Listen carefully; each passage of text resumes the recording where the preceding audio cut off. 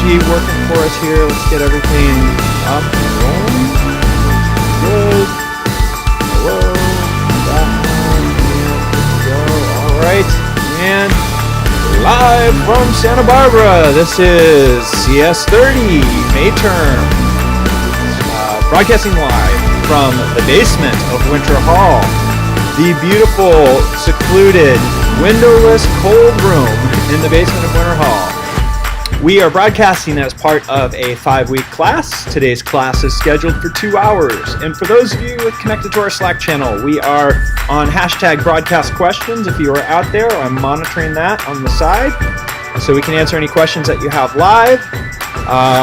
Our studio audience is limited due to sickness, but we have some folks here joining us and people participating remotely, of course, both in the class and otherwise. So we are here and ready to go, and we are ready to arrive. So let's make sure that we are present, make sure our notifications are turned off as appropriate. I think I'm pretty good. I've been getting all kinds of beeps and buzzes this morning from family and friends and phone calls and sales calls and sometimes it's mad. So it's good to be in a different situation briefly, just to be ready to think about something, concentrate, try.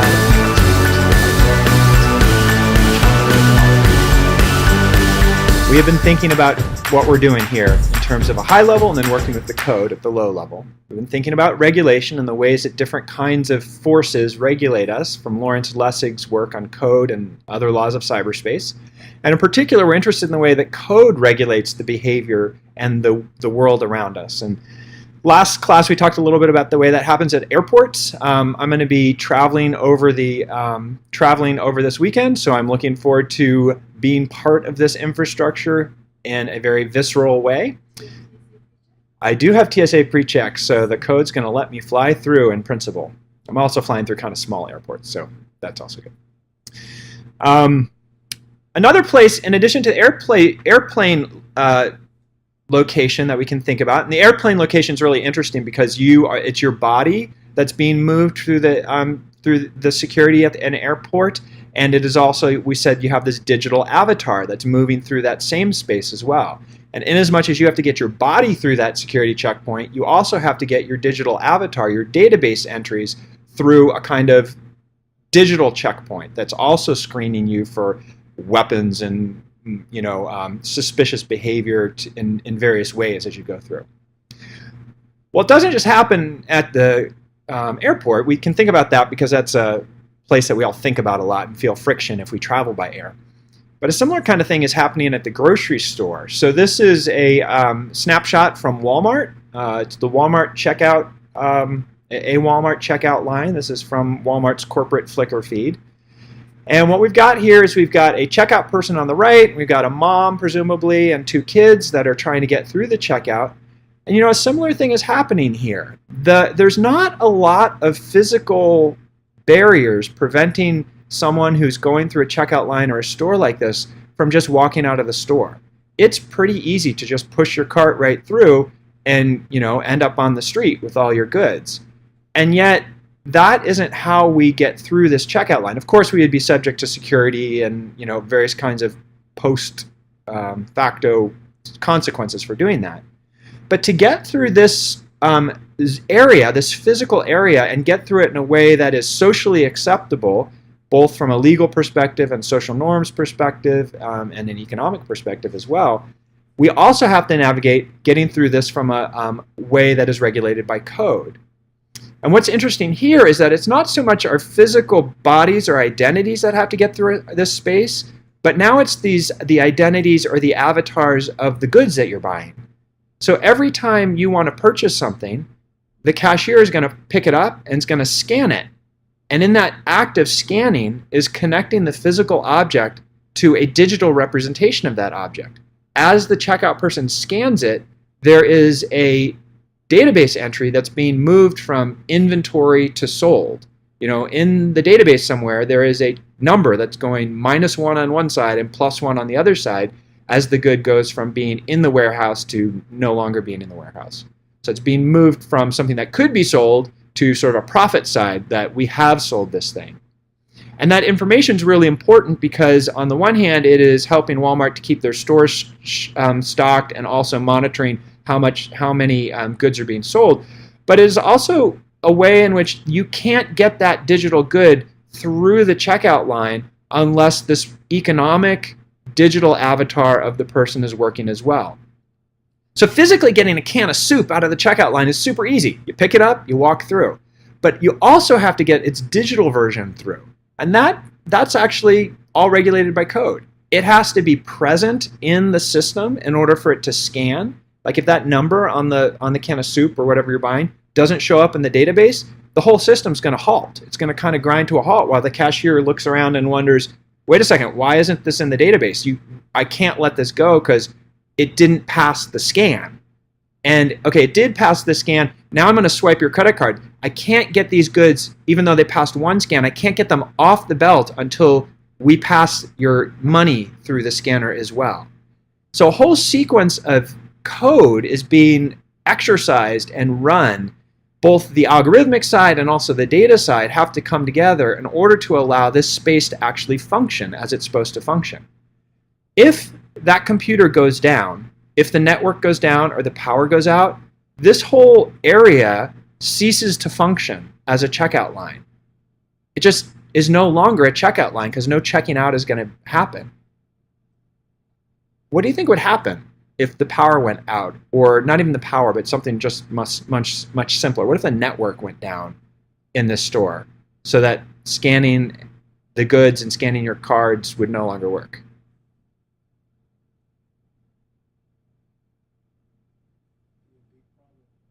Be a problem. Do you think that they have a backup system, like writing down numbers or something? Yeah, they probably have their employees trained for You think they have a backup piece of paper that if everything goes down, they'll just start writing down what you're buying? I bet they actually have like some backup networks. I don't think they would have just one network with one source of power. They probably have backup power and a backup network. So you think that their resources are going to be put into creating very resilient systems as opposed to creating alternative systems? It's like two networks and maybe a generator on site, and maybe. Well, no, I can guarantee you they have a generator. Like almost everyone has an extra generator for their business. Big places do. Certainly places that have mission critical stuff. I think Walmart probably would, so that they don't, if they had a power outage, they wouldn't lose frozen food. That would be a big problem. But I know, for example, the grocery store up on the Mesa here, Lazy Acres, they don't have backups because they lost power once and their freezer started going bad and they just started giving away everything. People came by, they're like, take all this stuff. So we had friends that went by and they... All the bacon. Yeah, but you know, Lazy Acres is like a fancy kind of organic sort of store. So I got all this stuff. We got all the stuff that you'd never buy, that we would never buy because it's too expensive or too fancy. So it's kind of fun. So we got all this like crazy ice cream that was made from like organic goats and stuff like that. Oh, that's great. Does it taste good? It all tastes good, yeah. I mean, it's just stuff that's not familiar.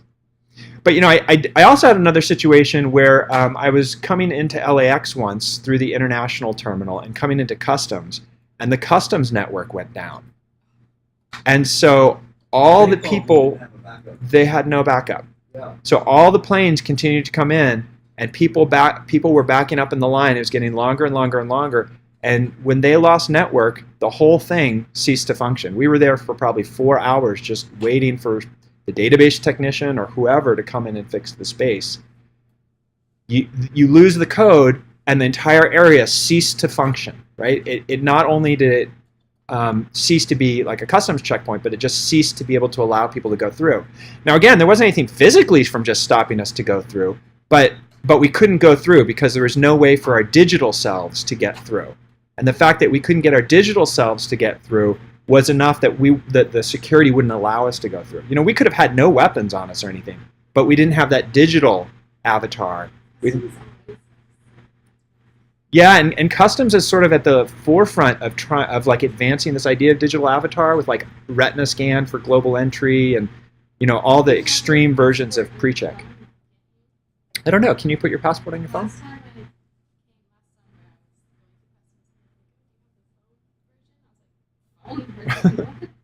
I've never heard of that. I know if you cross the border from Mexico into the U.S., at least in the previous administration, I'm not sure what the world is like now, but there were like 3 or 4 special credentials that you could get for people that cross the border regularly. It wasn't a passport and it wasn't TSA PreCheck. There was some kind of special thing like TSA PreCheck just for crossing the Mexican to U.S. border by car.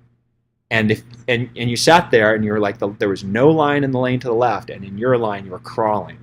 And it was just, it's just interesting, because what's the difference between those two things? Whether or not you've got a digital avatar that's going to pass through the digital security systems, it's not a physical difference. The lanes are exactly the same. It's all about the difference in code.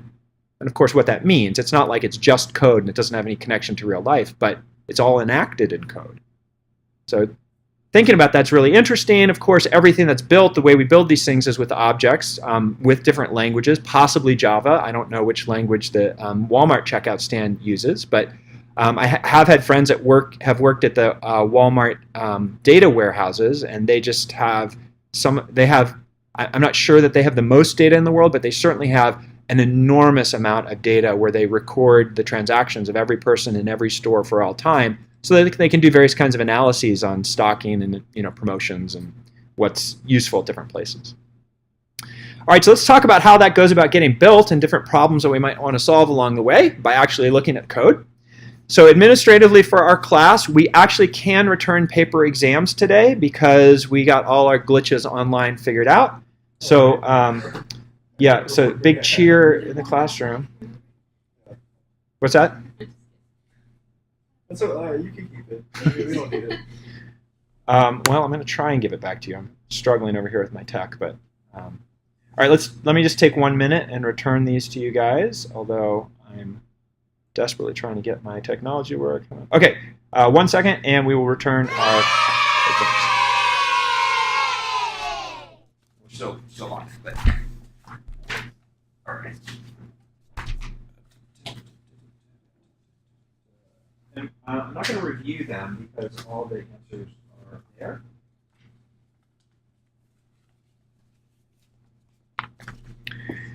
Okay, so for those of you who are taking the course remotely, I think tonight at midnight the electronic version, the answers get revealed, so you can take a look at that. The paper version and the electronic version were the same. And so it's if you see anything that you think is graded incorrectly, please let me know and we'll take a look at that. It is more than, it's certainly the case that I could have made mistakes in the grading or in the question writing. So I am open to getting feedback on that. We have a programming assignment on Chapter 18 due today. That's a program assignment based on generics. And we have a quiz on 18 due today as well. Monday we'll have a quiz on recursion, and then we're going to be working on the drone assignment for next week. Also looking at tree data structures before taking a final exam. Okay, so let's move forward and just remember what we did last time. Last time we were looking at recursion. We're going to continue looking at recursion today, but we looked at a very simple definition of recursion, which was a method that calls itself. And in order to exercise that, what we did is we created a permutation generator, and we unfortunately gave Tim write access to our code base, and he introduced a sentence along the lines of being a great programmer. Here is a modified version of that output just to remind us what happened. The input that we put in were 4 words. Tim is a programmer, and what this permutation generator did through a recursive method call was to generate all permutations of those words. So Tim programmer Tim A is, all the way down to the bottom, programmer is Tim A.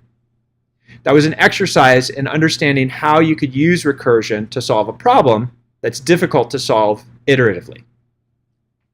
A second problem we looked at was a more complex recursive. We looked at so a more complex recursive definition is a circle of method calls, or a circular method chain, where you have method A calling B, calling C, calling A again. This is more complex because within one particular function or method, you don't see a call to that function again.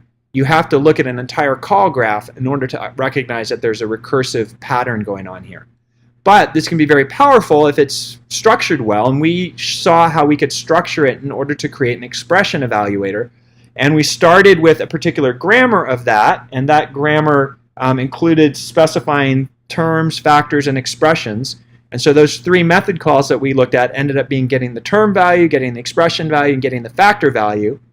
They each called each other because our grammar, shown in the picture there on the bottom right, enabled us to use those recursive calls in order to parse that arithmetic expression, 1 plus 5 times 1.5 times 2 mod 3. So I was kind of excited about that. I thought that went really well. A couple things that we did in the process of that is that we extended our language. We added the ability to parse doubles in addition to just integers, and that was the way we did that was by tackling the definition of what a number was, and that was down here at the bottom.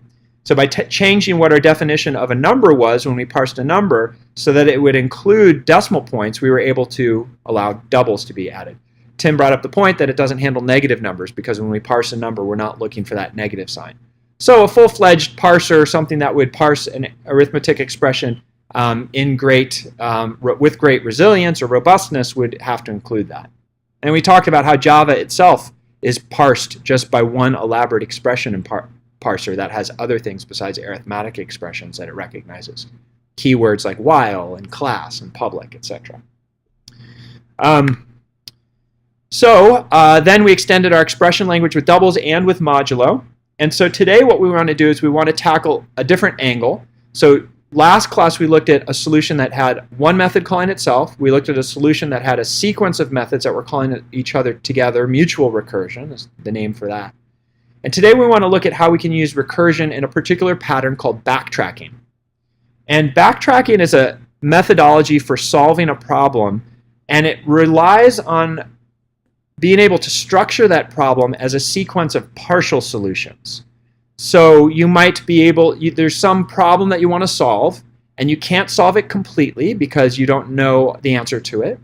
And so what you're going to do is you're going to try a little bit of a solution. You're going to push it forward for a little bit, and each time you take a step forward closer to your solution, you're getting closer to the goal. So if it turns out that you take a step closer to your solution and that step ended up being a bad choice, then what you do is you abandon it. And that's why it's called backtracking. You take a step towards your solution, it looks bad, so you step back. And you go back to the last point where you made a choice, and you make a different choice and step forward and try and extend that solution in a particular way.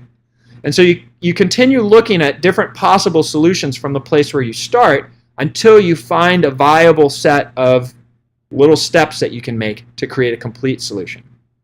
So if you want to use backtracking as a methodology, you need a way to examine a partial solution and decide whether or not it is a complete solution, and if not, whether or not you should abandon it because maybe you've taken a step that's violated some rules or that is eventually not going to give you a solution.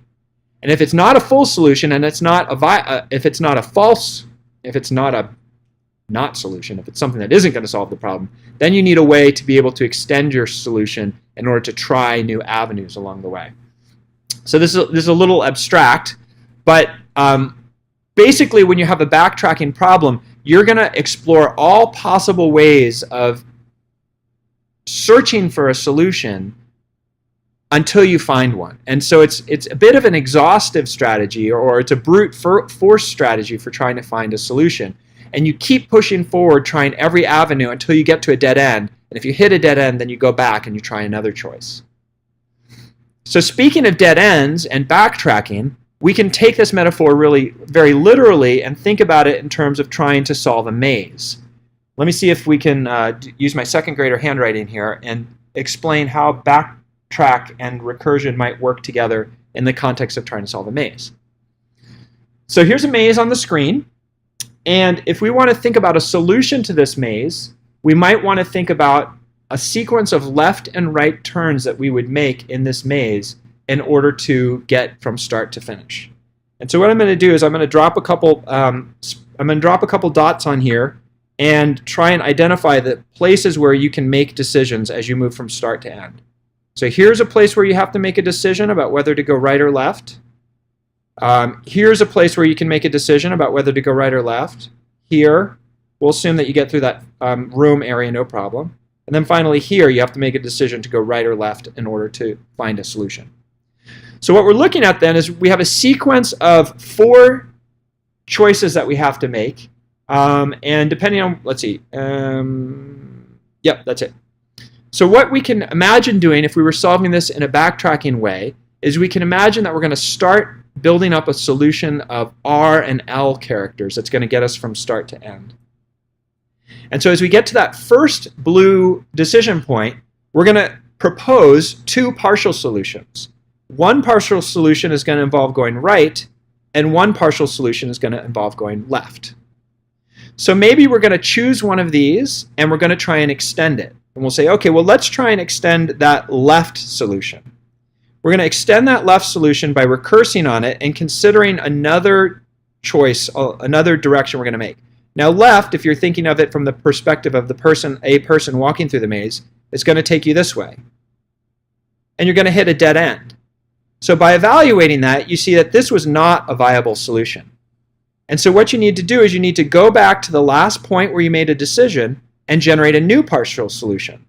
So now we're going to follow our right path, and we get to another decision point, which is right here. And now we have to generate 2 possibilities. We can either go right again, or we can go left from this position. We now have 2 partial solutions, right, right, and right, left. And we have to evaluate both of them.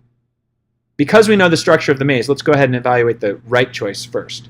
Well, if we try to extend our solution to the right, and we continue down this way, you see we get to a dead end. So this then is not a viable solution. So we stop our search there. But because we hit a not viable solution, we backtrack. We go back to the last place we made a decision, and we try going a different route. We generate a new partial solution of right-left, and we extend it. We extend it by traveling to the next junction and saying, oh, here's another decision that we have to make. And so here we can either go right or we can go left. And so now our partial solutions are right, left, right, or right, left, left. Both of them so far are viable. We've rejected left from the beginning. We've rejected right, right from the beginning. And so now we need to explore. Okay, let's see if we go right, right, left, right. What happens? Well, we continue and we go down here on our final right, we get to a dead end. And so this is not a viable solution. So we backtrack. We backtrack to the last place where we made a choice, and instead we follow our left route. Continue through here. We get to a final question. We get a final question of whether we want to go right or left. Let's assume that we want to go left. Let's explore the 2 partial solutions we have now. Right, right, left, right, and right, right, left, left. We go left, and nope, that's not a good solution. So we kill this as a possibility, and instead we backtrack to where we could have gone right. We try going right, and lo and behold, we get to our end point. Start at our start, get to our end. And so now we can validate that we have a good solution, and that solution is to go right. Sorry, that solution is to go right, and then left, and then left, and then right. So right, and then left, and then left, and then right. So the backtracking in a maze feels very literal, right? You actually do go back. And when you think about what your partial solutions are, the partial solutions are all the possibilities that you can choose at a given juncture. And typically in a maze, it's just right and left, although in like a square maze like this, it's right or left. So what we want to do then is we want to think about this idea of backtracking and put it in the context of code. Generally speaking, what the pseudocode looks like for trying to tackle a problem like this is a pattern that is more or less something along the lines of trying to solve a partial solution. So that bold line there represents a function call. Trying to solve that partial solution.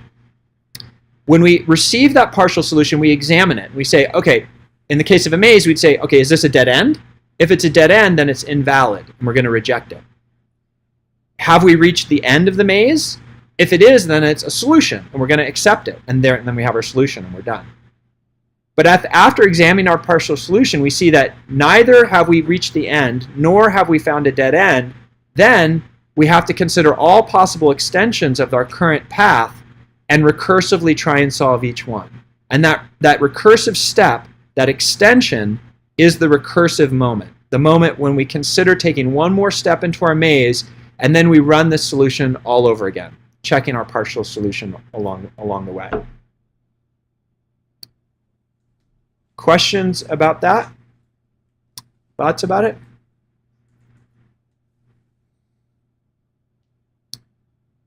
Okay, so what I want to do then is I want to try and apply our backtracking solution to some code. And the problem that I want to try to solve is the problem of solving Sudoku. So are you guys familiar with the way this works?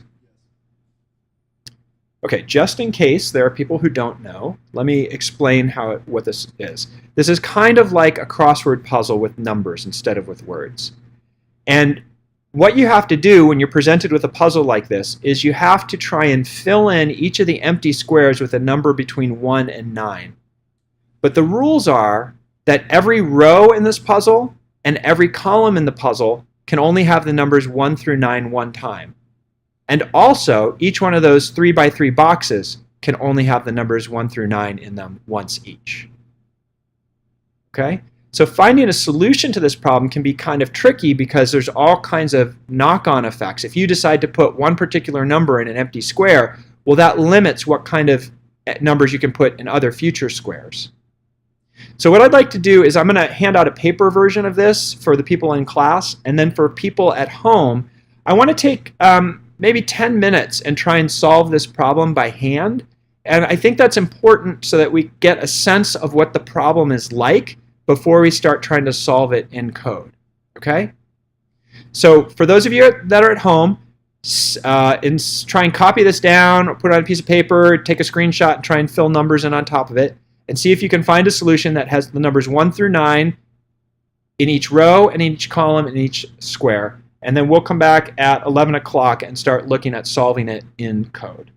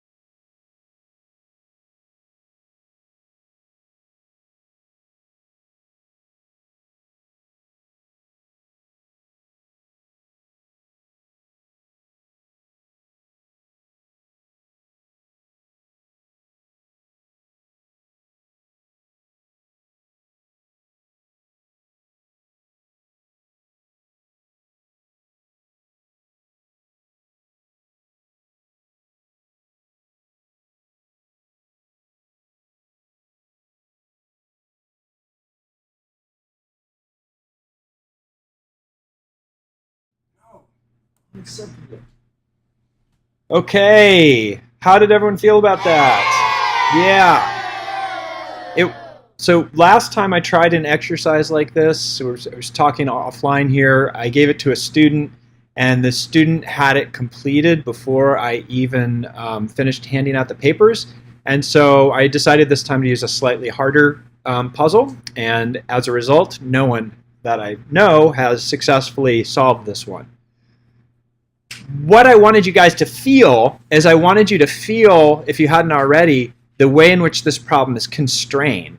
The way in which one choice that you make opens up a certain range of other solutions, but it constrains other things. So it's a little bit like walking down a maze where you make a commitment to going one way or the other way, and it cuts off a whole other range of options. So if you put a 1 in that upper left position, well, it means you can't put a 1 anywhere else in a row or anywhere else in the column. And so you move forward trying that 1 until you get to a point where you fill in other numbers and you realize, oh, I can't actually solve the problem that way. So you have to backtrack. On paper, you have to like erase stuff maybe, or maybe you have some other system for like putting partial solutions in. That's a real natural way of solving this is with a recursive backtracking solution. And what we said that in order to do that, we have to have a couple things. We have to have a way of representing this puzzle as a partial solution. Well, the thing that I've handed you and the thing that's on the screen here, well, that is a partial solution. It's a solution that has had some suggestions made as to how we could complete the square, but it isn't completely solved because all the elements aren't in place. There's also a way that we can evaluate this partial solution to decide whether or not it is invalid. We know that it's invalid if we've duplicated any of the numbers in any of the rows or any of the columns or any of the boxes. And so that's a simple way of checking whether it's invalid. We also know whether or not this solution is complete, because if it's not invalid and every empty spot is filled, then we must have a good solution. So we know whether it's invalid and we know whether it's a good solution, and we also know how to extend the given solution. So given a solution like this, well, we can come up with a whole bunch of possibilities for future next steps.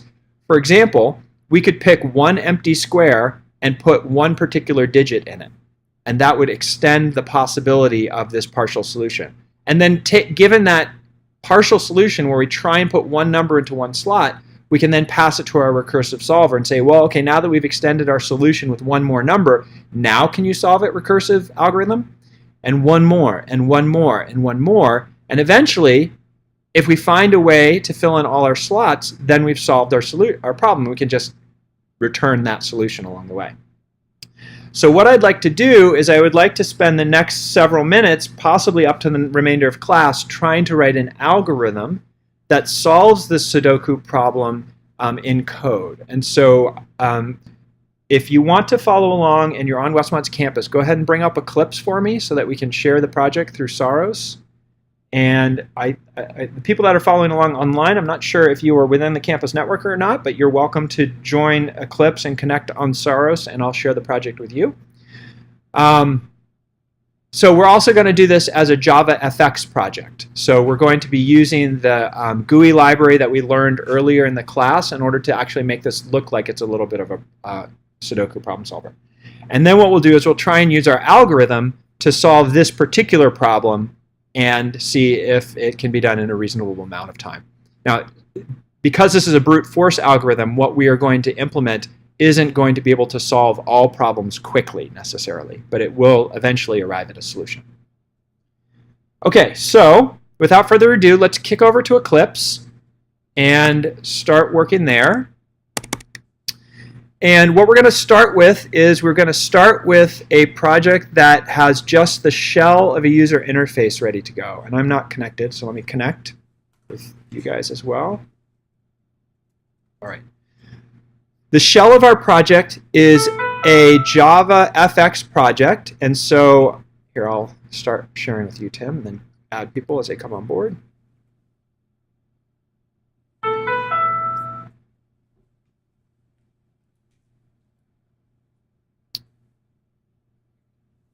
It's a Java FX program, so the way a Java FX program is structured is with this capital M main class, and that's part of the template for the project. And then we also have some styling as well. So if I open this up, if I just run it, let me show you what we're starting with here in terms of our project. We're going to run it as a Java application. You can see that it opens up a window, and there's nothing there except for this solve button. And so what we need to do for starters is we need to start by building out our user interface so that we can enter in the different elements. Once we have our user interface ready to go, then we'll actually build our solver. So let me cancel that, and we'll open up our main function, and let's just walk through our main function and make sure we understand what we're looking at here. So here's the main function that gets called to launch our project. This is JavaFX, so the way that works is this is handled by JavaFX.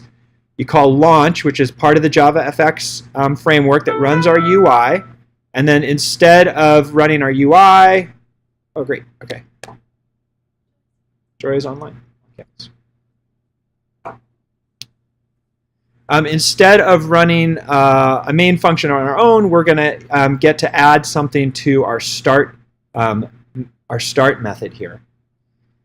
So the first thing that we do in our start method is we build a grid, and that grid is going to hold all the different text entry elements that we're going to add, our places to enter numbers into. And then down here, here's where we add our solve button, and our solve button is, first we create an object, which is our solve button. Switch Joy over here. And then we place, and there's Tim. We know better than to let Tim have write access. We create this button, and then we drop the button into our grid, and that's what we see so far. Then we add an event handler to our button so that when we click on a button, this code is going to get run. And right now, nothing's being run in our button clicking code. And then down here, this is where we launch our UI. So once we've built it out, we go ahead and launch it. So that's all kind of template code. So the first thing that we want to do is we want to create basically the structure of a partial solution. This is a two-dimensional array of numbers. And so there are different ways that we could imagine doing this. We could do an array list of array lists. That would be a two-dimensional array. We could keep integers in our array, or we could keep string representations of our numbers. Last time I did this, I actually kept track of the actual user interface objects, but I think that the easiest thing to do, or the thing that's most clear, is to make a two-dimensional array of integers. And we'll call that just the board. And we'll say that equals a new integer array of 9 elements by 9 elements, because that's how big our Sudoku board is, right? 9 by 9? Okay. All right, so our board is going to look like that. And it's going to have an instance variable that's going to keep track of it. And what we want to do now is we want to build out the user interface so that we have a place to enter in each of those numbers. So let's do that by doing a two-dimensional loop, a nested loop with 4 loops, and we'll create an integer I that starts at 0, and while I is less than 9, we'll increase I. And then we'll have an interior loop where we have j. And so these are going to be the 2 dimensions of our two-dimensional grid that we already have that Sudoku requires. In each one of these elements, what we want to do is we want to create a new text field, which is the element that we can enter numbers into. So we'll create a new text field just within the body of this inner loop, t, and that's going to be new text field, and this comes from the JavaFX library. And then we're going to want to take our grid, and we're going to want to add that text field to position j. We'll say j's are our columns and i's are rows.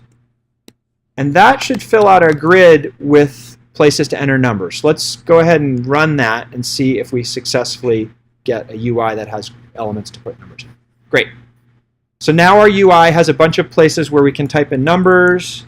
Because of the way that JavaFX works, the tabs work nicely, and we can just try different things.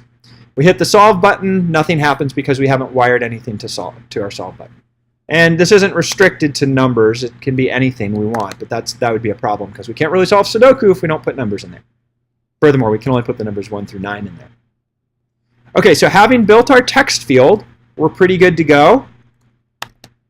We're going to need some way to access those text field items in order to create a solution. So I guess we actually are going to need to keep track of our text fields as well. So let me go back up here and we'll switch this to being text fields because we're going to need access to those when we decide to solve our problem. So down here, each time we create a new text field, we'll go ahead and say board position J, position I equals the text field that we just made. So far, so good. All right, now in our button, code on line 51, we're going to need to create a new solver object. We don't have a solver object. We're going to have to write that. We're going to have to call the solver object. And then if that returns a solution, we're going to want to put that into the UI. All right, so that's the general structure of what we're doing. And this is the highest level, so this doesn't even really show the recursive aspect of it. So let's go ahead and imagine that we did have something, a solver. And we'll just create that new solver object. And once we have that solver object, that's our first to-do, but we haven't implemented it yet, so Eclipse is highlighting it in red. The next thing we want to do is we want to say, well, let's call our solver object with our partial solution, and then we'll see what we get. We need to create our partial solution. So let's make a two-dimensional loop that's going to translate our elements from our text fields into a two-dimensional array. So we'll create a two-dimensional array down here. This is what we had in our instance variable before, but we actually need our own two-dimensional array in order to recurse on it. And we'll say this is going to be a new array of integers that are 9 wide. Who did we just add? Oh, Boaz. Great. That's going to be 9 by 9. And what we're going to need to do is we're going to need to populate that 9 by 9 array. And so we're going to have a nested loop that's going to do that.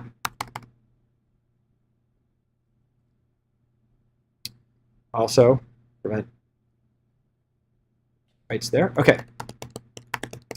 And inside this nested loop, basically what we're going to do is we're going to copy our text field values into our integers. So we'll say that partial solution position J, position I, is going to equal our board position J, position I, dot get text, so the text that's being stored there.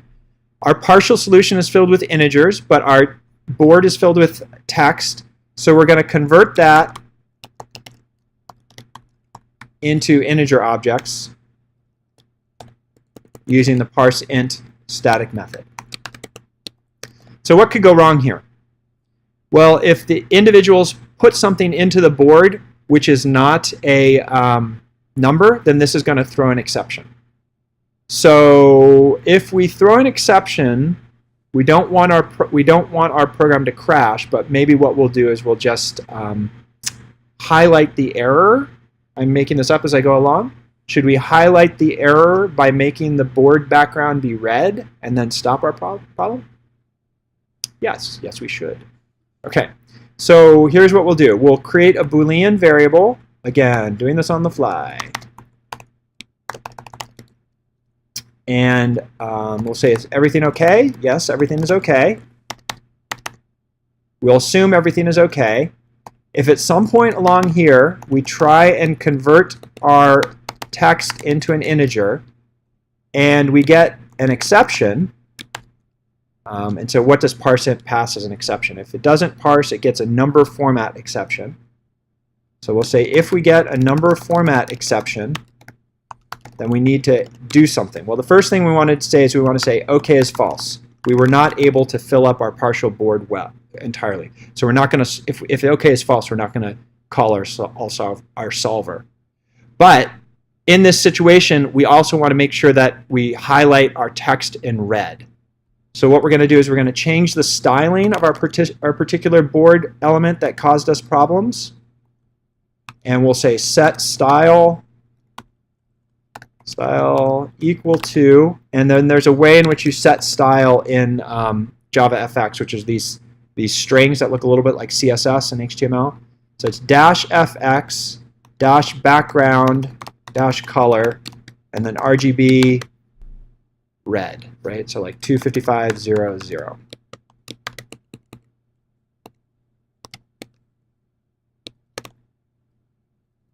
All right, so if we've successfully transferred all of the data from our user interface into our partial solution, And if OK is true, then we're going to go ahead and say solver, solve our partial solution. And let's see, we'll create a variable that's going to be our solution.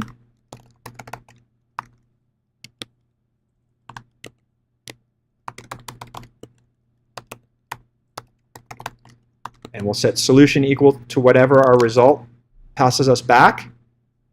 And then this is where we call our solver. And if we then were successful, if there is a solution, then solution will be equal to something other than null. And we need to put that solution into our user interface. So what we'll do is we'll say just like we had a loop here to copy our board text into our partial solution, what we'll do here is we'll copy our solution into our board text. So we'll say if our board didn't have anything in the beginning, so if we started with an unconstrained position, so if board iji.getText is equal to empty string, I think that will work, then we will put the text that we got back from our solution. We'll say board ji dot set text to the solution that we got back position. We'll make it a string. Okay, and then if we did just get a solution back, let's make the color of our answer. Let's see, Tim, do you have access to a color picker? Or Lisa, do you have a color picker? Like something that will tell you the RGB value of a particular color? Okay. You know what I mean? Yes. Can you find what we need is we need a color in our Sudoku solver for when we get a solution back and we fill in one of the empty spaces. What color should we make the background of that empty space be so that it's clear that we found a solution to it? Oh wow, it's like a Google answer. So how about something like a light green that's not too limey? 0255. Oh. No, that's like 66. What's the next one? 244. Okay. Yeah, like pastel green. Great. So if we get something filled back, we'll make it pastel green. And then otherwise, we'll just leave it white. All right, so let's see what we're doing here. We've gotten a solution back. There is an actual solution, so we're going to go through each element of the solution. And if there wasn't anything in our board originally, we're going to set the text of that board equal to whatever our solution says it should be. And then I think we're in pretty good shape. We don't have a solver object yet, so what I want to do is I want to stub out that solver solution just enough so that we can validate that our UI is working. Okay?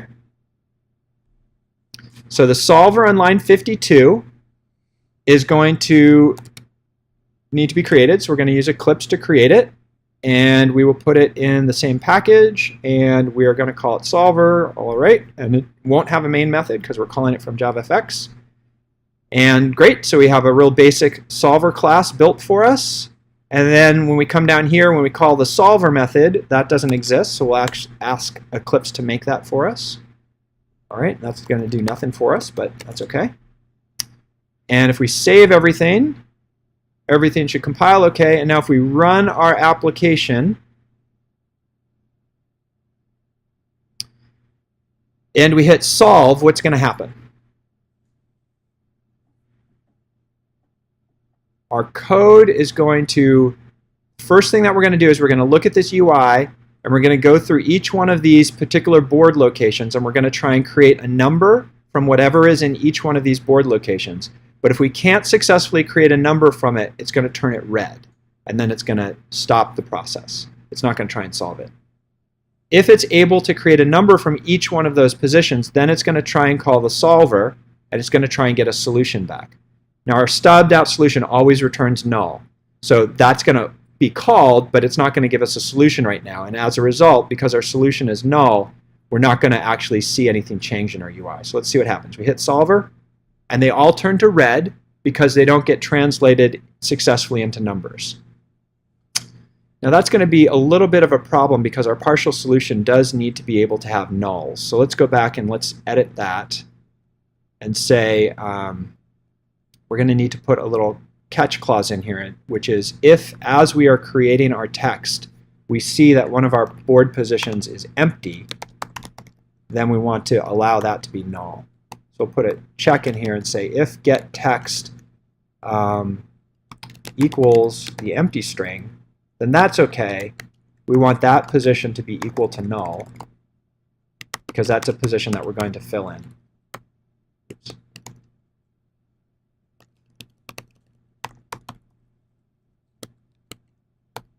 But other than that, if it's not empty, then we want to try and parse it. So what I'm trying to do is trying to catch the situation where someone tries to put like a letter in there or something along those lines.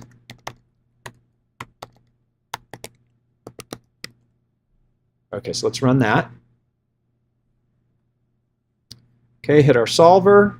Fine, I hit solve and nothing lit up in red, so we got a decent partial solution. If I put a 1 in here and I try and solve it again, it should work also. Good. If I put an A in here, I should get that highlighted in red. Great. So that doesn't pass, so it's a little bit of an error condition.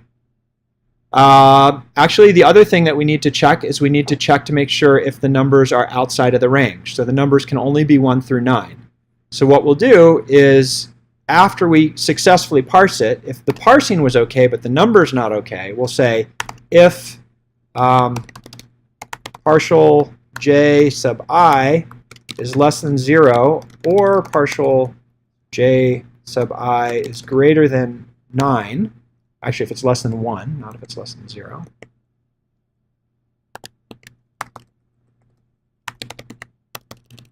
This is a lot of lead up just to get our UI working. This isn't even the recursive work yet. Then we're going to go ahead and throw a number format exception, even though this is, well, we'll throw something else. We'll throw a legal parameter exception. So this is just going to kick us out down here, and we'll make another catch clause.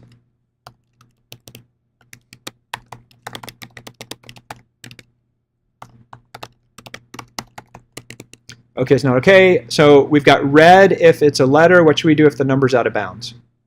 Should it also be red? Should it be something different? Red's good too. Okay.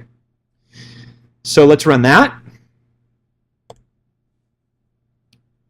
Got an error in there. What's my error? Got too many curly brackets. Oh. And what else have I got? Need to make a new one of those. There we go. And what else have I got?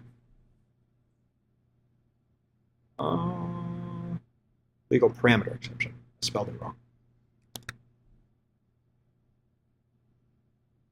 Oh, invalid parameter, not illegal. Sorry. Okay. Okay, so we run it. And now we put 1, 2, 0 should be a problem, and A should be a problem. We solve it. Both those light up in red. And because they lit up in red, OK was set equal to false, and so we don't actually call the solver. So now if we fix it and leave it blank, we now have a partial solution. We don't set it back to white, so let's make sure we set it back to white. So if everything worked OK, then we want to make sure that we set the color equal to white.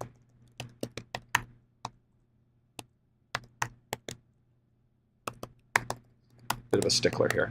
So if this throws an exception, then we set it to red. If this is out of bounds, we set it to red. Otherwise, we set it to white. Try that again. 1, A, 9, or 10. I set it to black, sorry. White is 255, 255, 255. All right, let's stop our running versions. How many versions do I have running?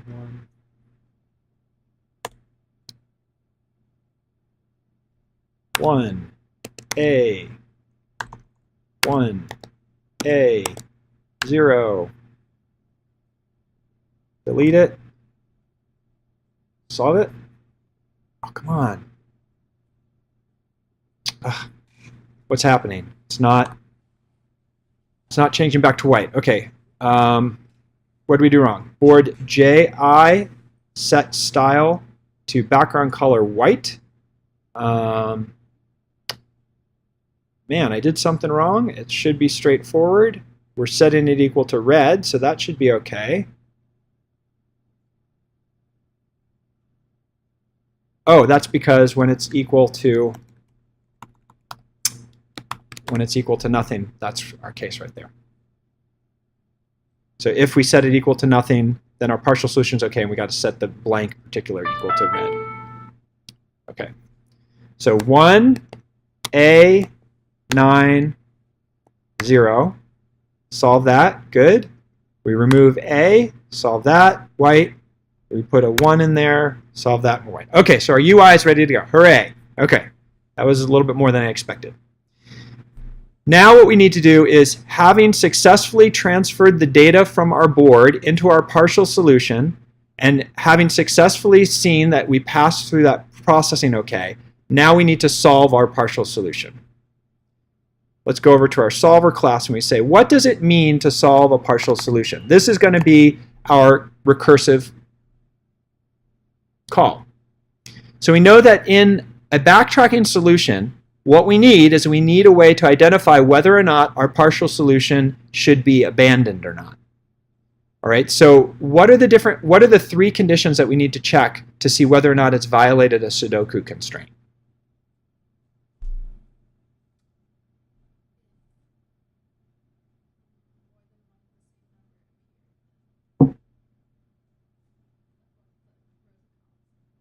Right, so we've got rows, we've got columns, we've got grids. So let's make sure that those three things are valid, and if they're not valid, then we're going to toss out the solution. So let's just write the stub for that. We'll say if is invalid our partial solution, then we're going to return null, because this is something that should be abandoned. It's not a solution. We haven't written is invalid, so we need to write that. Have Eclipse help us out. I actually don't like the way Eclipse puts it below. I want things above. That's me. Okay, so if something is invalid, then if row is invalid of partial, so this will just be a function that just checks the rows, then we'll return true, because if the row is invalid, the whole thing is invalid. And then we can say if the column is invalid, we'll say columns, and we'll say rows are invalid, then we'll return true. And then we'll say if subgrids is invalid, if rows you mean in the UI? Yeah, I don't know how to do that. You can. I don't know offhand what to do there, though. What we could do is we could put a different color behind it if we have time at the end, so that the color indicates it. All right, if our rows are valid and our columns are valid and our subgrids are valid, then our whole thing is valid, and so we're going to return false because it's not invalid. So we're turning the sense around. So we need to write some code to check whether or not our rows are invalid or not. So let's start by creating a method called rows are invalid. And the way I want to do this is I want to create just a general structure for checking whether, because each time we check rows, columns, and subgrids, we're going to be looking at a set of 9 possible numbers, right? And we're doing the same check in as much as we want to make sure that no numbers are duplicated. So we can write a little helper method that's going to just do that for us in all these different contexts. So what I want our helper method to do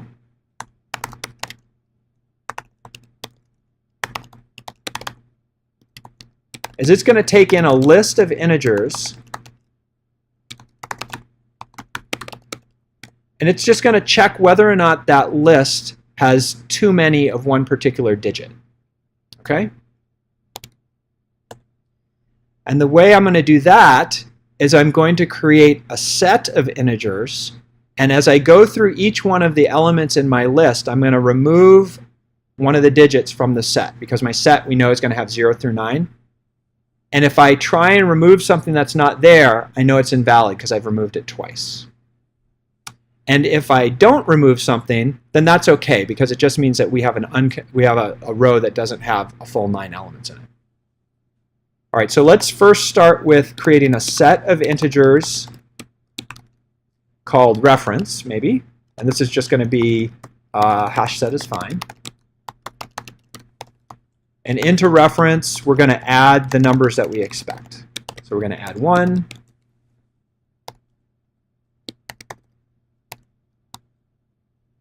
Four, 5, 6, 7. We could do this in a loop too. Okay, 9 elements. And now we're going to let me make my hash set error go away. And now what we're going to do is we're going to go do a fast enumeration through our list.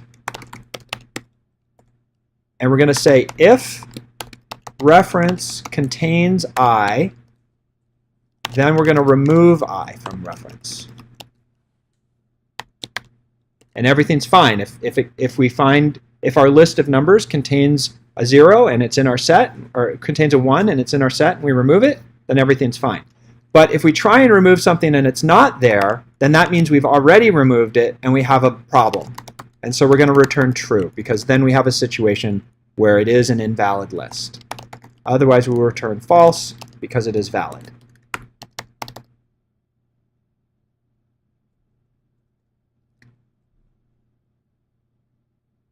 Okay. How's the logic there? You following that?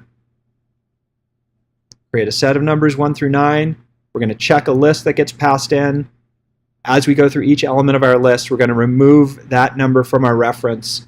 And if we find that it's missing from our reference, then we must have already removed it. So we just ran into a number twice, so it's not valid. Okay, so we have this helper method. Now if we want to check whether the rows are invalid, well, let's just create a loop that goes through each of our, we're checking if our rows are invalid, so we're going to go through each one of our rows. I guess it doesn't matter as long as we're consistent across the two sides. So we said, how did we do this in the beginning? Is our first number our column, or is the first number our row? Let's see.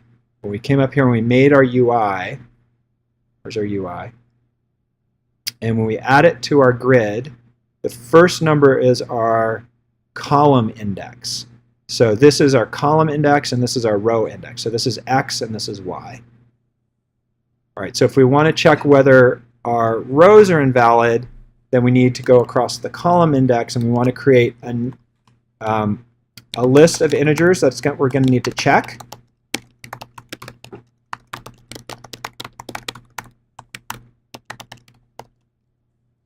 And to check me, we're going to need to go through everything. So we're going to create a nested loop. There we go. And for each row, we're going to say check me dot add. What integer are we going to add? We're going to add whatever is in the partial solution position J I. I guess if it's not null.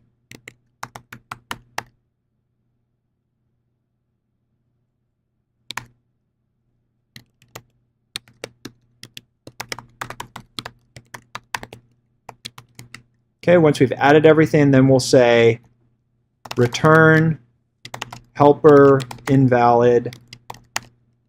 Let's see, that's not right. If helper invalid, we'll pass it check me, then return true.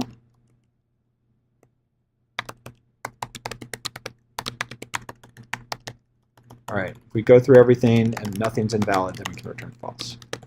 All right, so let's look at the logic of that. On line 33, we're going through our rows one at a time. numbers 0 through 9. And then for each row, we're creating a list that we're going to check. That's called check me.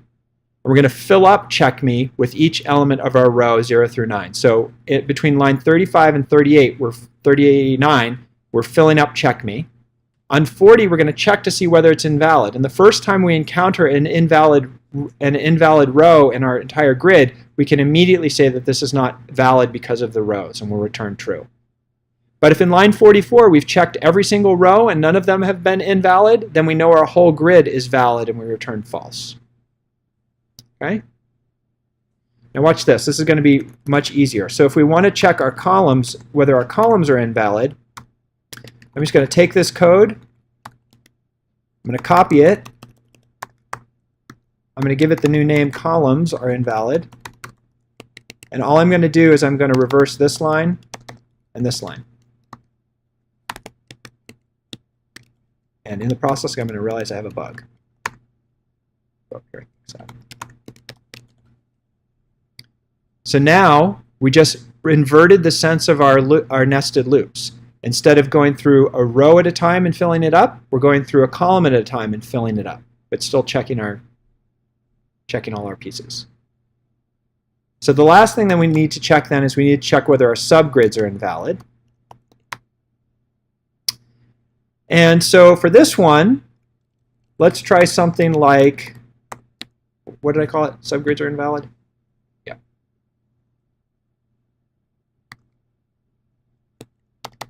Let's see. Let's have a starting position and an ending position. We'll start at 0, and while we're less than or equal to 9, we will we'll add 3. So we're gonna jump through our grid,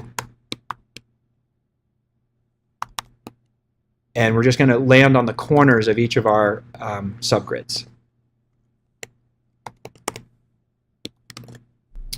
I plus equals 3. I need another parenthesis.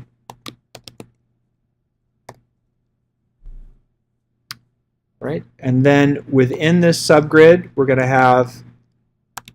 go over the 9 by 9 location. So we'll say RK, K, K, and M, M, M. And this is not going to go to 9, it's going to go to 3. We'll create our new thing that we're going to check. Partial is not equal to null. If partial, okay, so what it's going to be is it's going to be J plus K and I plus M, J plus K and I plus M. And then when we're done filling up check me, go. If we get through everything, it's false. Okay, so what did I do there? Line 63 and 64, I hopped. I hopped in our grid so that I and J are going to be the X and Y position of the upper left corner of a 9 by 9 grid. And then in 65, I made a list that's going to hold our numbers.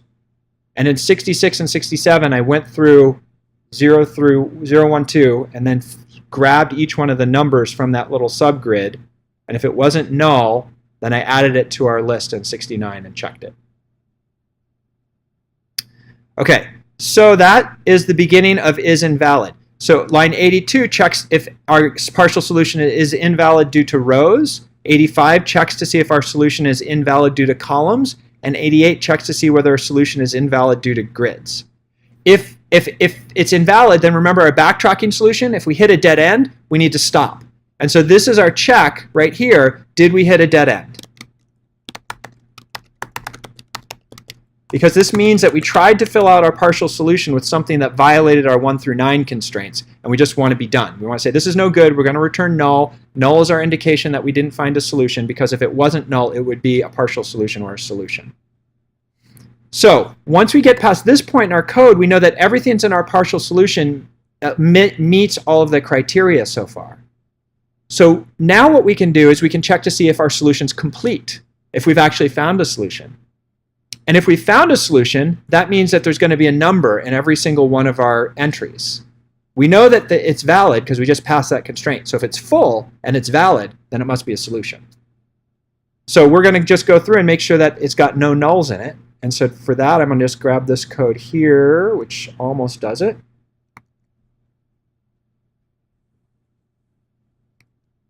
Go I through J. We'll say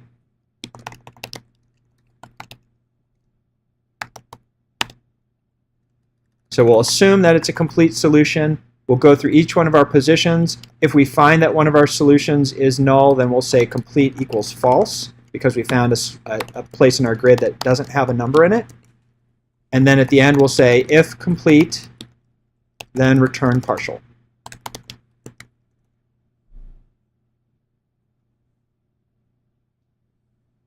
Complete, we assume complete is true. If we find evidence that it's not complete, then we change our mind. And then in line 106, if we didn't change our mind, then we've got a solution and we return it. So those are the two cases. If we hit a dead end, abandon. If we have a solution, return the solution. Yay.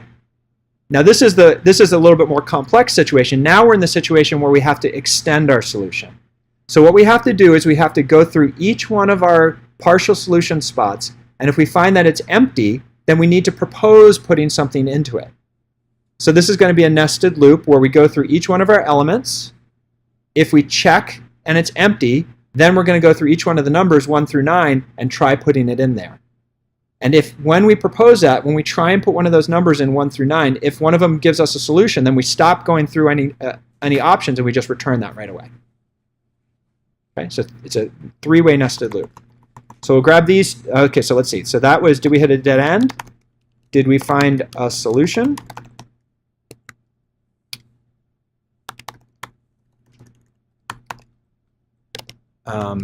Try and extend the partial solution. All right, so we'll go through each of our positions, and if we find that the partial solution is currently null, then we're going to try putting a new element in it. And we'll say that's JK, like K. So each one of the numbers 0 through 9 will say, we need to make a copy of our partial solution. So let's say new partial equals copy of copy my partial. All right, so that's something that we haven't written yet. So that's going to be a new potential solution. A little housekeeping here. All right, so let's make that real quick. Work with me, Eclipse.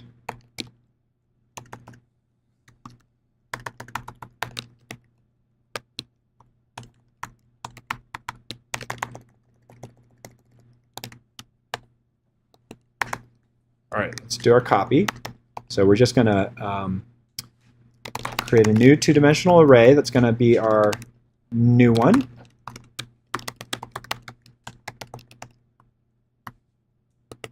And we just need a two-dimensional loop to copy it over.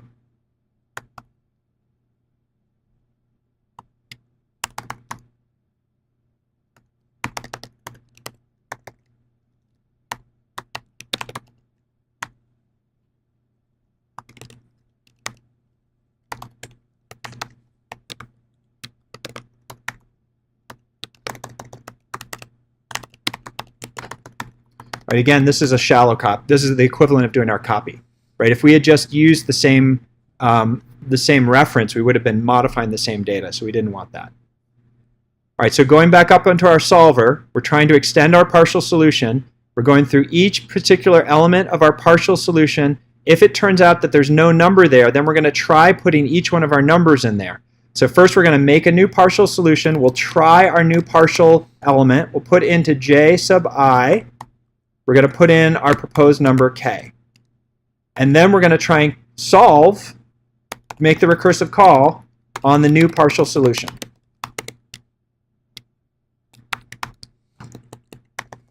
We'll get back something called solution, and if solution is not equal to null, then we know that we've got a good answer, and we're going to return that as our solution. If solution was null, then we hit a dead end. And that proposal, that idea of putting k into that new slot didn't work. So if we get a dead end, fine, then we're just going to end this loop and we're going to go try the next k. So we tried putting 0 into the first spot, then we tried a 1, then we tried a 2. Oh, actually, yeah, is that? No, we don't want to add zeros. We want to add 1 through 9, not our indexes. Our indexes are 0 through 9, but the numbers we want to add are actually 1 through 10. 1 through 9, sorry. So if that doesn't work, then we're going to keep going. All right, so it turns out that if we are unable to find a partial solution by filling in a number, yeah, I mean, I guess like we've got to fill in some number. So that should work okay, I suppose. That's kind of an interesting thought. All right, so why aren't we compiling? Let's take a look at what we've got going on. Okay, need an extra curly bracket there. I think, let's see, what happens if we try a partial solution and we didn't return a solution because we didn't have anything get back? That means there were no solutions, and so then we'll return null at the end of the day. So either we'll find a solution here and we'll return it, or we will have tried expanding all of our possibilities. None of them worked, and so we'll have to backtrack. Anytime we return null, we're backtracking. So I think that's it. I think we just wrote a Sudoku solver. Of course, we need to test it, so let's give it a shot. All right, what is a solution to a Sudoku problem that has no constraints? This seems like it might be the easiest of all possible Sudoku problems. But our system should solve it because a grid with no numbers in it is a very under-constrained partial solution.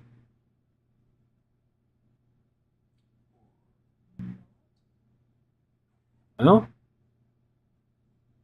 nothing yet. So this tells me we've got a bug. Yeah, but it should have found one right away because there's no constraints in this system. All right, so let's see if we can track down what's going on. And what do we do when we run into problems like this? Well, we just begin at the beginning and we try and debug it. So here's our recursive call. We're just going to dig into our recursive call and see what happens.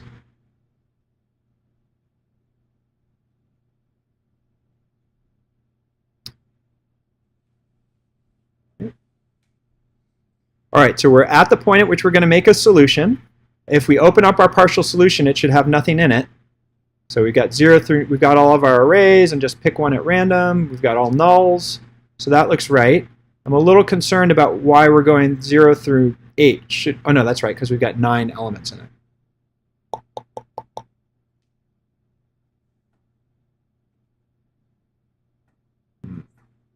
I'm wondering if at some point I used the wrong indices, like I went 0 through 10 instead of 0 through 9. We'll find out. Okay, so let's step into this, into our solver. Here we go. Let's check to see if this is an invalid solution. We'll just step over this and see if anything happens. Okay, so it didn't think it's invalid, so that's good. Let's see if we think it's complete. I'm going to come down here and put my cursor there and do Command R, which is going to run to that position. How is complete? Complete is false. Okay, that's good, because I also don't think it's a complete solution. It's about as incomplete as you can have. Nothing's in it. All right, so let's try and extend the partial solution.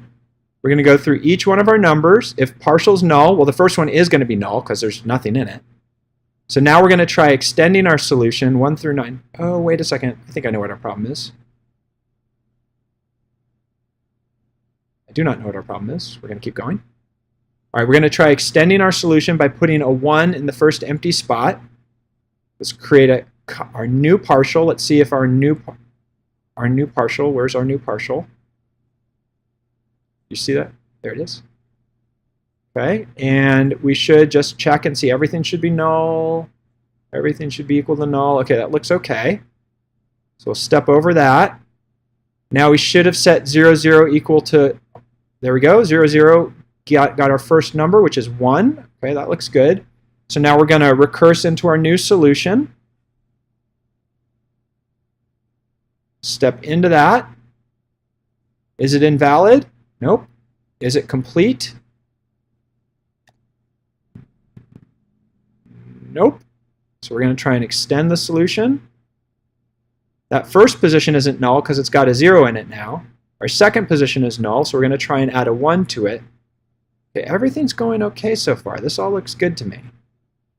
So we just tried to put a 1 into our second position, giving us two 1s, a 1 and a 1 right next to each other. So as we go deeper into this, we better see that something is invalid with this solution. So let's step into this attempt.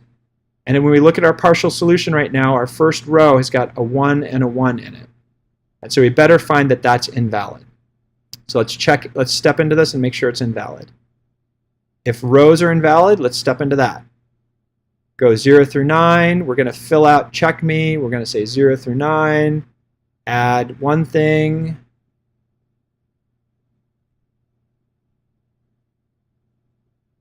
Wait a second. Why is check me?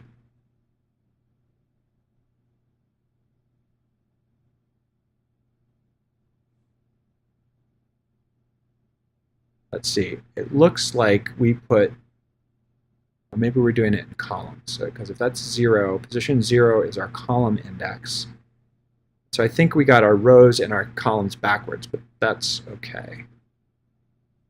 Change that in a second. All right, so I'm going to return from that. Our rows are invalid is false. Our columns are invalid. Check me. We're going to put our first element in, put our second element in. Okay, so check me has 1 and 1 in it.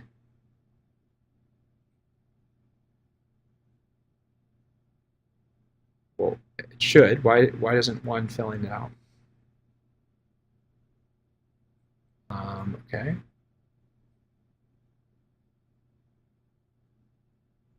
Let's come here. Step into our invalid helper. Add 1, 2, 3, 4, 5, 6, 7, 8, 9. Check me should have 2 elements in it. What is going on with that? Why isn't it? I don't know why it's not expanding, but there have 2 elements that are 1 in there. If reference contains I, it does, so we're going to remove the 1. Reference contains I, it does not, so it's invalid. So we're going to return true that it's invalid. If that was invalid, then we're going to return true because columns are invalid. Columns are invalid, we're going to return true. The whole thing is invalid. The whole thing is invalid, we're going to return null.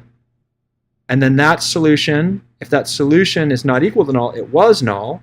So we're going to try the next possible solution. Wow, everything looks like it's running fine to me. So let's see, how are we going to debug this if on the first cut it looks like it's okay? Let's put a little bit more constraints in there and let's see if it can just find a solution with some constraints.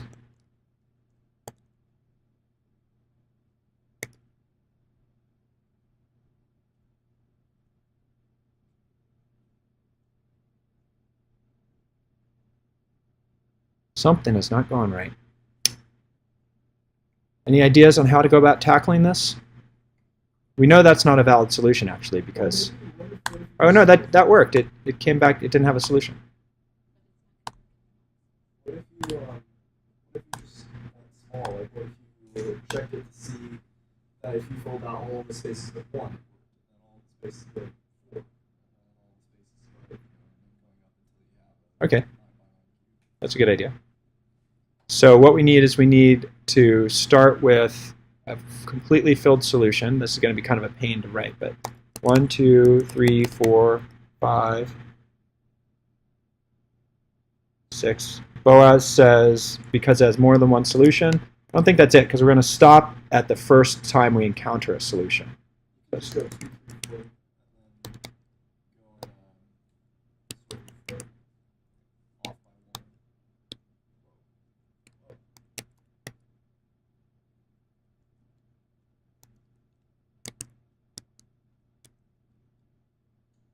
Right, so far so good. So now 2, 3, 2, 3, 4, 5, 6, 7, 8, 9, 1, 5, 6, 7, 8, 9, 2, 3, 4. Okay, well I can try and solve that.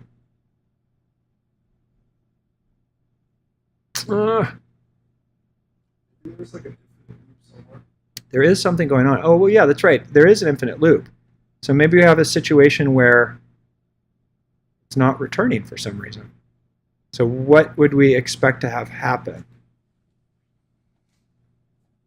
So copying my partial would create a new integer, 9 by 9, go through and copy the new one and then return that. That seems okay.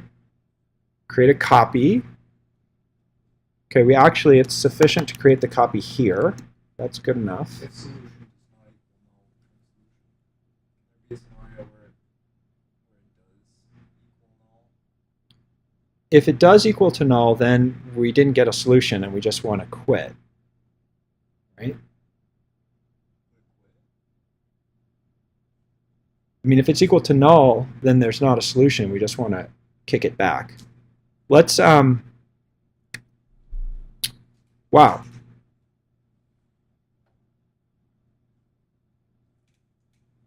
right, let me just talk this out. So when I talk it out, I usually am able to see what's happening. So, okay, on line 112 and 113, we're creating two loops that are going through each one of the different elements. On line 114, we ask if our partial solution hasn't been filled out, then we're going to try and fill out that particular position. So in 115, we make a copy of our original solution. And in 116, we propose filling that empty spot with a bunch of different numbers. In 117, we put that new number into that spot. And in 118, we ask the solver to try and solve that new partial solution. In line 119, if what we get back is a solution, then we return it. But if it's not, we continue trying with a new component in 116. Eventually, we try all possible numbers. And if all possible numbers don't work, then actually we should probably just quit, right? Because if we've just tried if we have an empty spot, and we've just tried all possible numbers and we weren't able to find a solution, then there's not a solution.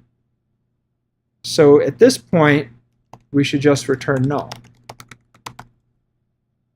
So this outer one is trying to find an empty location. Once we find an empty location, we'll try and put everything in it, and if it doesn't work, then we're done. That would reduce the amount of recursion that we have to do. Let's see if that ends up doing it.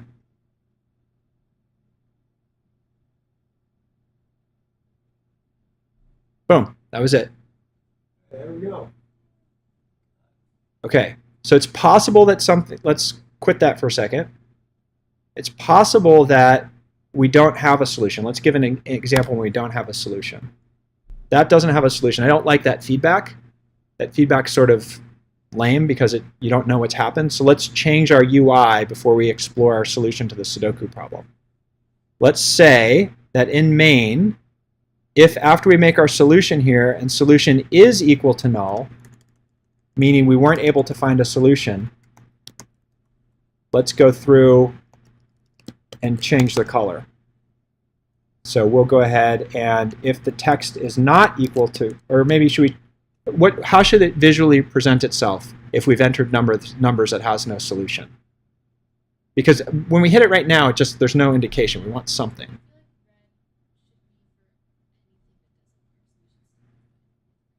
So red if it's bad entry, or red if there's no solution. Or it could be like gray or black. Well, Should we just put red in the empty cells? Maybe that's a good way to, because then it suggests that you change the other ones. Okay. Or, well, we could put red in the ones that are filled out, meaning that you have to change them. Because right now, if we put red, it means change it. Okay. So if our board is, if we haven't gotten a solution and our board does not have a space in it, then we are going to just set its color equal to red. What's our error color? 255.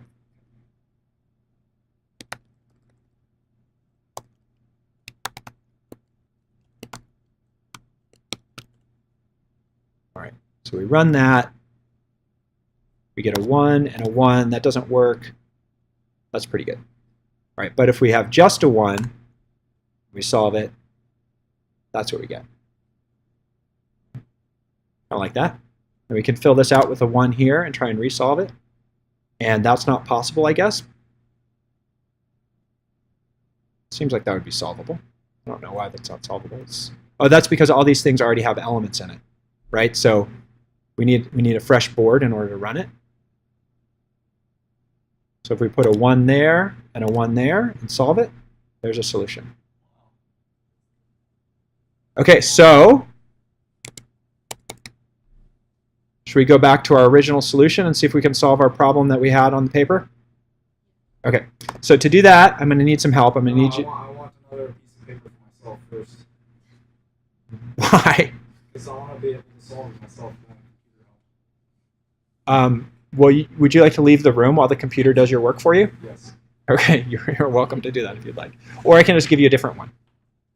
Okay, in the meantime, Lisa, can you read off the numbers? Let's see, how do we want to do this? Here's a blank one.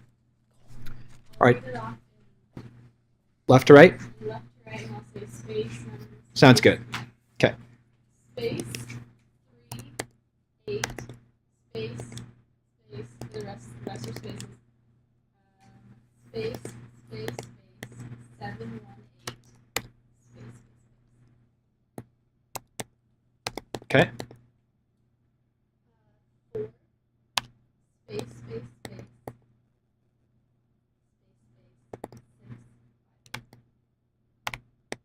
Okay. Really confused because I'm seeing my numbers in it too, so I have to forget about those because they're like wrong.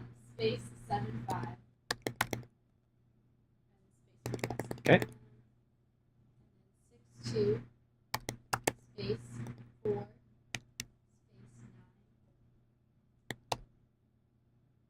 Space 9. Space. Is that right? 6, 2, space 4, space 9, space 7, 3? Okay. Next one, spaces until the third from the last.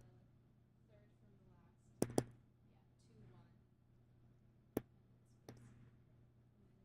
6, 9. Space, space, space, space, 4 at the end. Space, space, space, 5, 2, 6. Space, till the last third, the third to last, 7, 3. All right, take a look at that. Let's make sure it looks good. 3, 8, 7, 8, 6, 5, 4, 7, 5, 6, 2, 4, 9, 7, 3, 2, 1, 8, 6, 9, 5, 2, 6, 4, 7, 8. Looks good to me. Let's see how fast it can solve it. Boom. Solved. Solved, Tim. You had 10 minutes to solve it. Now you had 5 minutes. The computer took maybe half a millisecond. Just saying. We like computers. So let's think about this for a second and reiterate back, what was it that we were doing that leveraged the recursion here? What we did is we took a partial solution, so that was the solution here with all the white elements, and we said we need to try and solve this puzzle by progressively adding one more element to it. And when we added one more element to it, we checked to see whether that was valid or not. And if it wasn't valid, we rejected it. But eventually we would find something that was valid, and we would continue following that path until we hit something that wasn't invalid. And until it was invalid. And then we would backtrack. How did backtracking happen? Well, backtracking happened in the context of our code in this spot right here.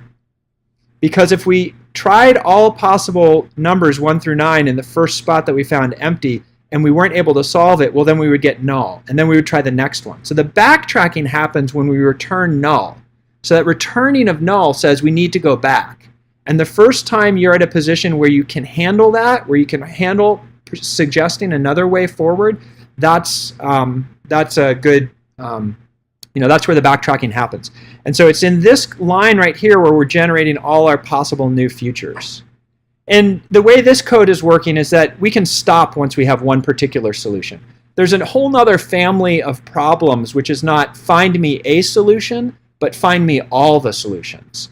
And if you have that kind of a problem, that's a little bit different, because what we would need to do is if we got something that was not null, then we would need to put it onto a list of solutions. So we would have a list of two-dimensional arrays of integers if that was a problem, because we're mixing generics and primitives. But if we wanted to keep track of all possible solutions, well, it might take a long time. because we would have to test all possible versions of all numbers on all squares. So that might be not so good. All right, so I feel like it's very satisfying.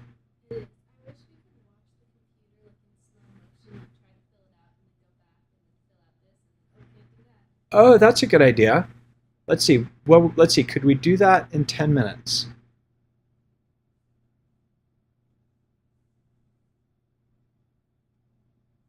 Let me think. I think we can do that. Okay, so now we're going off script a little bit. All right, this is just in the wild. We've got 10 minutes. This was the end of what we had to talk about today. So what we're going to do in order to do that is when we call our solver, we're going to, on the one hand, call our solver, but we're also going to pass in our board, because that's going to give us the ability to, I think that's going to give us the ability to change what's being displayed in the UI as well. I think. I wonder if there's something we have to call. No, I don't know. I don't know if this is going to work or not, but we'll give it a shot. All right, so we need to change the way our recursive function is being called so that it takes not just a partial solution, but so that it also takes the board so that we can edit it in place. So I'm going to ask Eclipse to change it for us. So there's our board. All right, so now when we come down here and we propose a new solution, in addition to proposing the new solution, we want to say board sub j sub I dot set text equal to k plus blank blank. So that will, if the UI gets redrawn, that will change the text that's present. And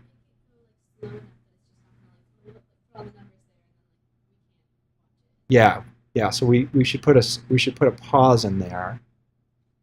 Let's just see if we get anything. But let's also at the same time, can you give me a color that's like our thinking color? Like, because we'll use this color when it's put a proposal in but not a solution. Okay. 66, 244.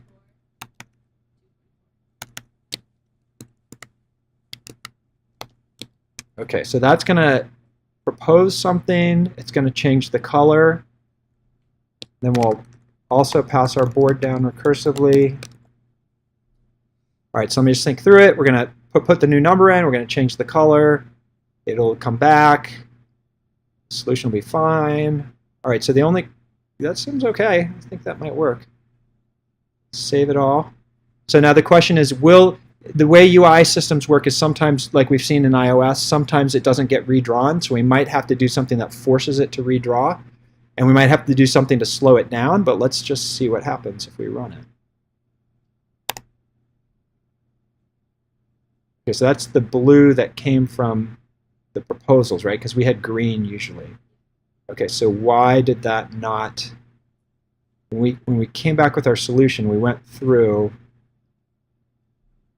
that's because we ended up setting our... Okay, hold on. Thinking. All right, so let's say if... Let's change this to if partial... So right now what I'm worrying about is I'm worrying about the UI. So I'm going to compare it not to what's in the board, but I'm going to compare it to what we initially sent. Let's see that. Okay, that's better. But I didn't see anything flash red or flash blue, did you? Okay. So let's just try the very most basic thing. Let's try and just put a pause in here. So this is, we'll do that. We'll say sleep 1 second.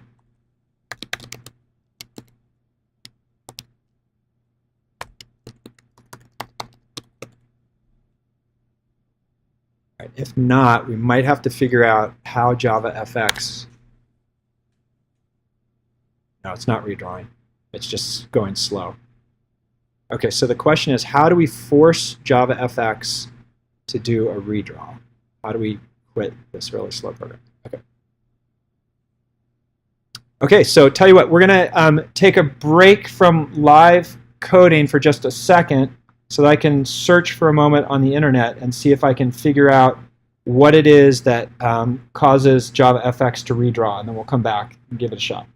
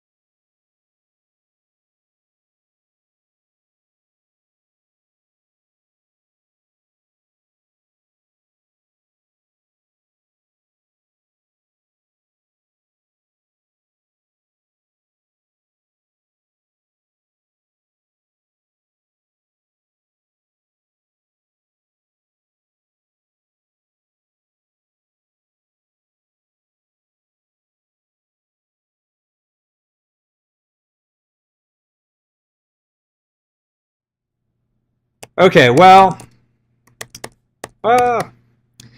we did our best to do the animation. I'll spend a little bit of time off camera and see if I can figure it out. The problem was not that we didn't know how to change the color. The problem was that we didn't know how to tell JavaFX to redraw the background. So it would have been fun to see it animating the learning of the process. We'll have to figure out how to do that separately. The bottom line, though, is that we made a Sudoku solver using a backtrack algorithm.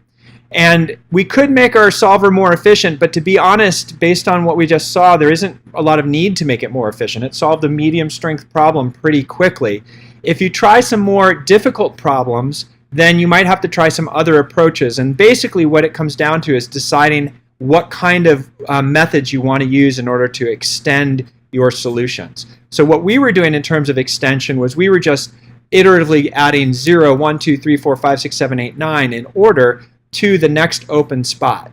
But maybe what you would want to do is choose one of your empty spots in your grid randomly, and then choose to add 1 through 9 randomly, because sometimes you can get better performance for reasons that are not totally understood by me by making random decisions in Latin squares problems like this rather than doing very structured solutions. So we could also have some other rule of thumb about how we wanted to extend our problems, but we didn't really run into that necessarily. But we saw that backtracking was a very effective way of creating a solution to some problems. And so we used recursion and we used backtracking in order to tackle this problem, leveraging the idea that we could check whether a solution was invalid, we could extend that solution if it wasn't, and we could recognize when a solution was good. And so between yesterday, when we talked about recursion in the sense of permutations, and we talked about expression evaluation, and then today solving Sudoku, I hope that's a pretty convincing demonstration that recursion done well can really solve some pretty powerful problems. So any last questions out there? I will take the code that I have ended. The code before we started is online, but I'll take the code after we finish and I'll put it into Canvas as well. And hopefully I'll add it after I'm able to figure out how to cause the animations to happen as well.